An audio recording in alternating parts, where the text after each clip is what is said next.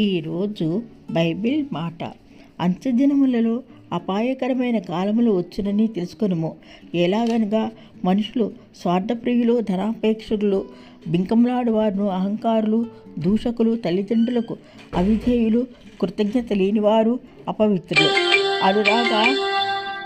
అనురాగరహితులు, అతిద్వేషులు, అపవాదకులు, అజితేంద్రియులు, క్రూరులు, సజ్జన ద్వేషులు, ద్రోహులు, మూర్ఖులు, గర్వాంధులు, దేవుని కంటే సుఖానుభవం ఎక్కువగా ప్రేమించువారు, పైకి భక్తి కలవారు వలె ఉండి దాని శక్తిని ఆశ్రయించిన వారునే ఇందురు. ఇట్టి వారికి విముఖుడివై ఉండకము. పాపభరితులై నానా విధములైన దురాశల వలన నడిపింపబడి ఎల్లప్పుడూ నేర్చుకొంచున్నను సత్య విషయమైన అనుభవ జ్ఞానము ఎప్పుడూ పొందలేని అవివేక స్త్రీల యొక్క ఇండ్లలో చొచ్చి వారిని చెరపట్టుకొని పోవోదురు. వీరిలో వారిని చెరపట్టుకొని పోవువారు వీరిలో చేరినారు. భ్రష్టులై సత్యమును ఎదిరింతురు.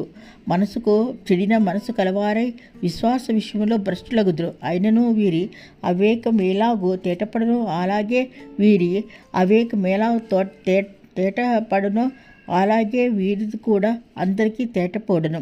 కనుక వీరు ఇక ముందుకు సాగరు. అయితే నీవు నా బోధను, నా ప్రవర్తనను, నా ఉద్దేశమును, నా విశ్వాసమును, నా దీర్ఘశాంతమును, నా ప్రేమను, నా ఓర్పును క్రీస్తు యేసునందు సద్భక్తితో బ్రతకను ఉద్దేశించి వారందరూ హింసించబడదురు. అయితే దుర్జనులను, వంచకులను, ఇతరులను మోసపరచు తామును మోసపోపుచు అంతకంతకు చెడిపోవదురు.